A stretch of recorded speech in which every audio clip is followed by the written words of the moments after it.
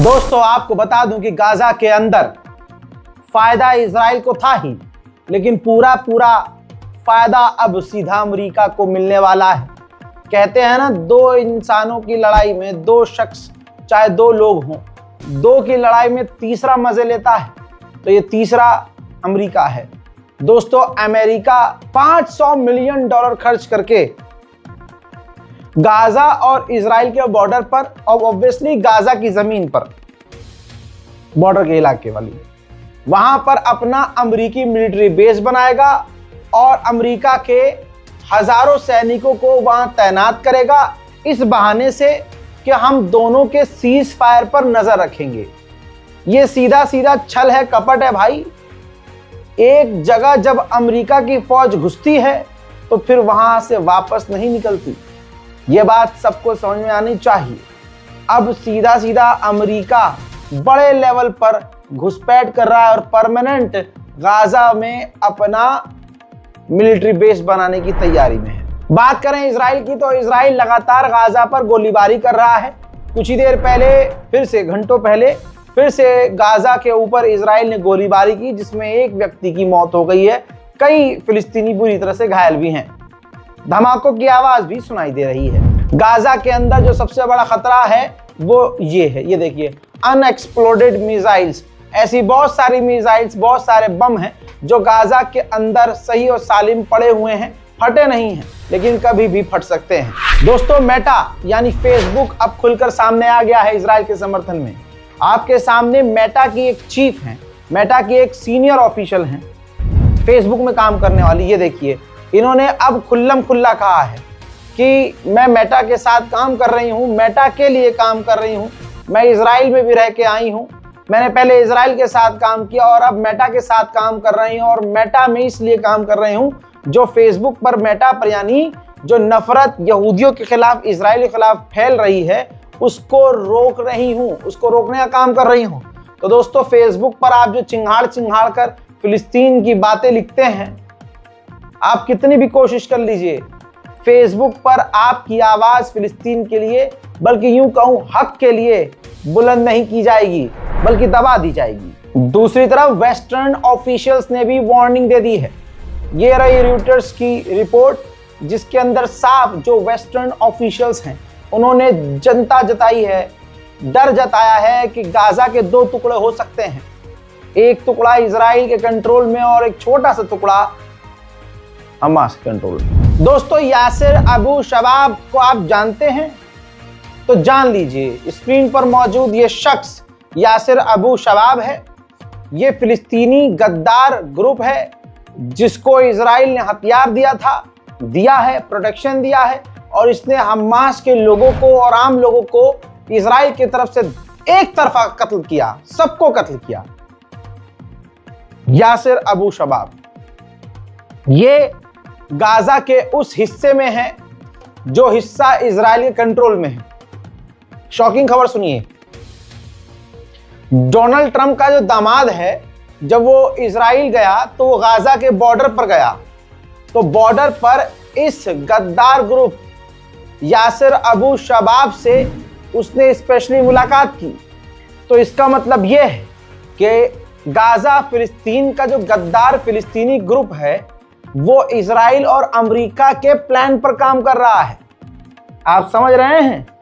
इस तरह से अमेरिका किसी भी संगठन, किसी भी देश, किसी भी सरकार को तोड़ने का काम करता है। वहीं 200 जो गाजा के अंदर इजराइली वाले इलाके में, इजराइल के कंट्रोल वाले गाजा में टनल्स में जो 200 हमास के लड़ाके फंसे हुए हैं, ट्रंप बार बार कह रहे थे नेतन्याहू से कि यार जाने दो, छोड़ दो, बात खत्म करो, डील करो, बात खराब मत करो।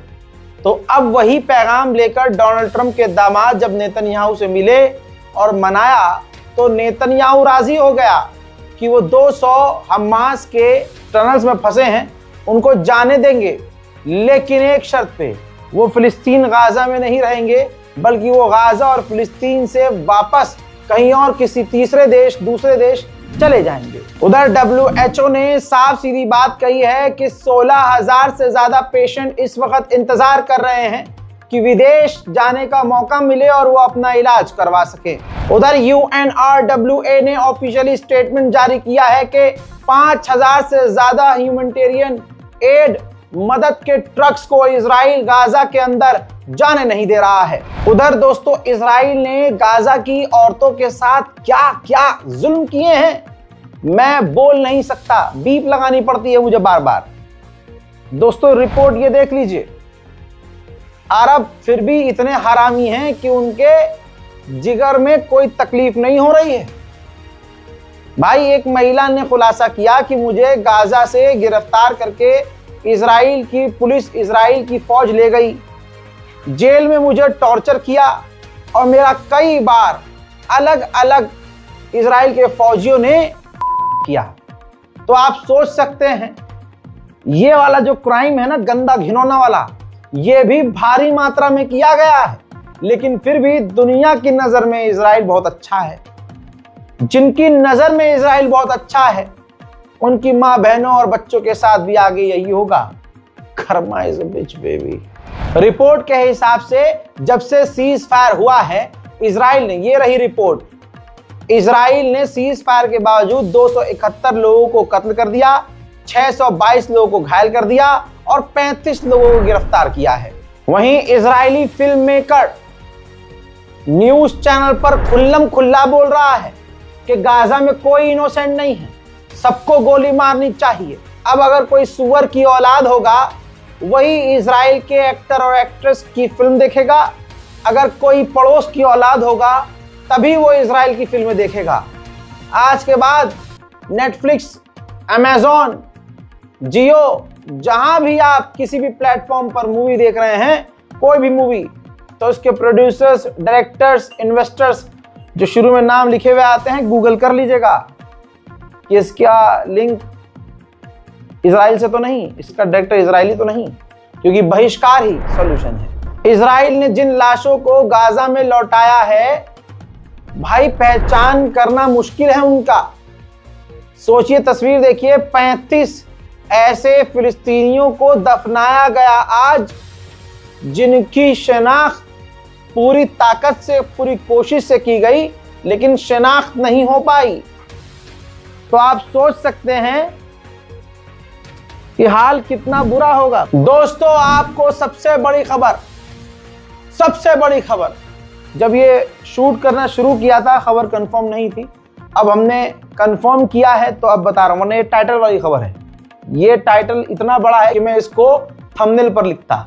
सुनिए, जो बिल लाया गया था कि फिलिस्तीन के जो लोग हैं, कैदी हैं, जो इजराइल की जेल में हैं, उनको फांसी दे दी जाएगी, मार डाला जाएगा, वो बिल पास हो गया है पार्लियामेंट में। इजराइल की पार्लियामेंट में बिल पास हो गया है कि फिलिस्तीनी कैदियों को फांसी दी जाएगी।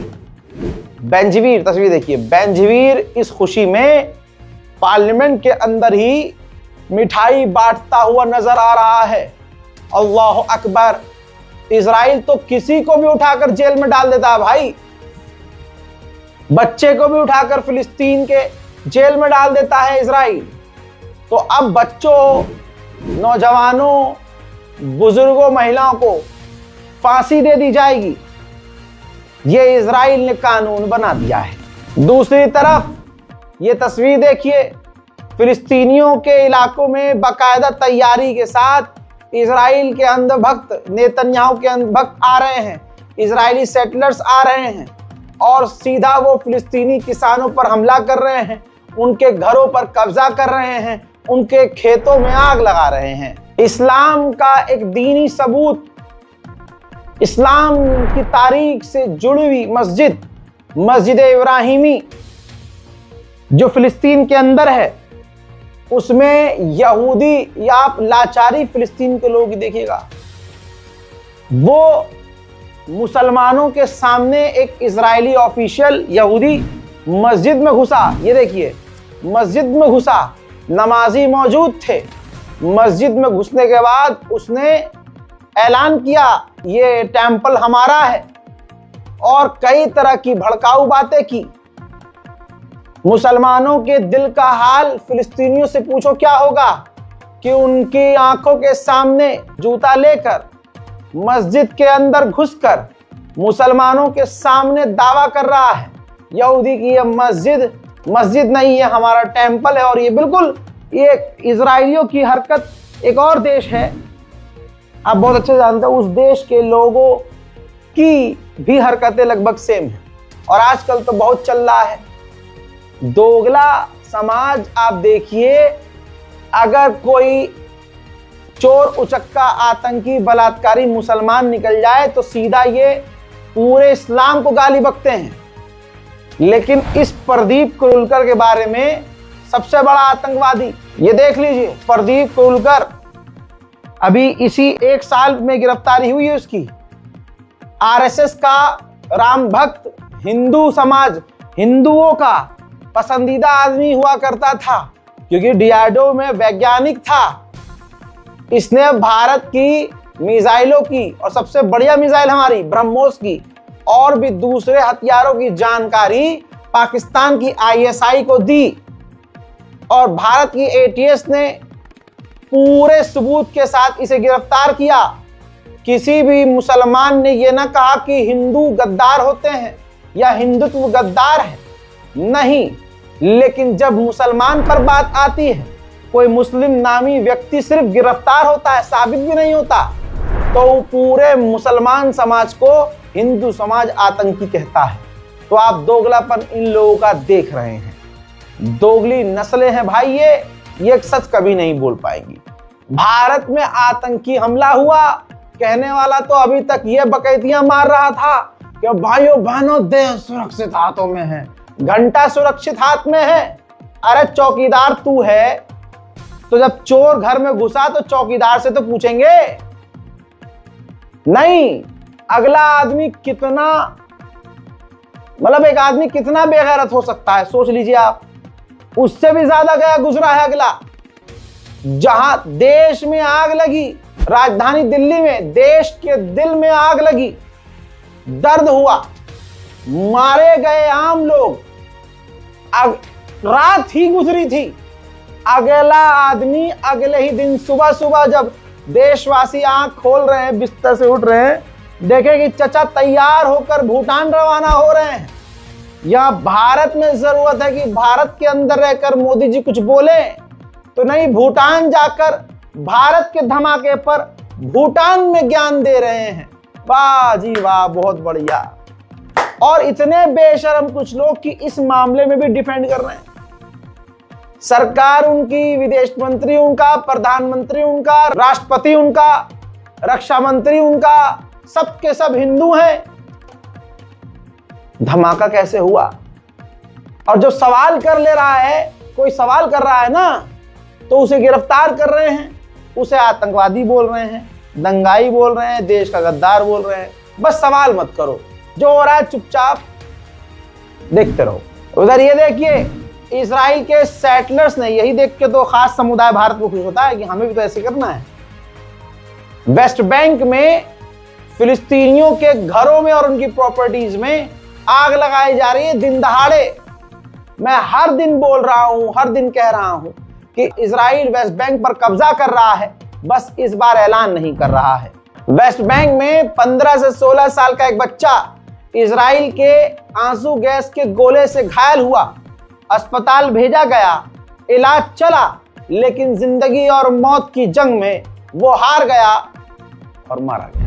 आप सोच नहीं सकते फिलिस्तीन के वेस्ट बैंक में हो क्या रहा है। इजराइल की सेना और इजराइल के खास लोग जो सेटलर हैं, आम लोग आते हैं, फिलिस्तीनियों के घरों पर हमला करते हैं, सीधा गोली चलाते हैं, घरों में आग लगाते हैं। कितना बर्दाश्त करेंगे? आप भी सोचेंगे चलो अब जो होगा देखा जाएगा। ऐसे ही 11-12 महीने के बाद एक 15 साल के एक छोटे से बच्चे को, फिलिस्तीनी बच्चे को 11 महीने बाद जेल से रिहा किया। इल्जाम इस पर यह था कि जो सेटलर्स थे इजरायली, उनके ऊपर इस बच्चे ने पत्थर फेंका था।